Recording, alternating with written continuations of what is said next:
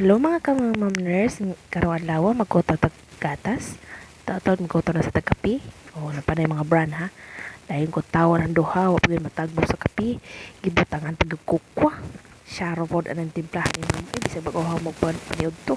Butangan na pug ice. Sige, kamutala na ma'am. O isagol na ang gatas. Kamu ni uga sagol sa gatas. O isagol na tanang ice diha. Kana tanang ice mo makita ma'am. Butang na diha kana. Dayon arita magpalingkod-lingkod ta. O lingkod-lingkod. Uy, init man ma'am. Barin tagamay. Oh, gani. Oh, ug ba to isa-kasaka na mong tili ma'am. O kaon niya angad-hangad, inom, tanaw ang baso ma'am ilaw. Tanaw ang baso ilaw ma'am. Di makamutan aw ma'am. Bahala ka dai. Oh, hangad. Okay, salamat. Dayon. O istorya-istorya na sa palibot ron. O. Tanawan ng hangin na ma'am. Istoryahin na ma'am. Istoryahin na ba ng hangin ma'am?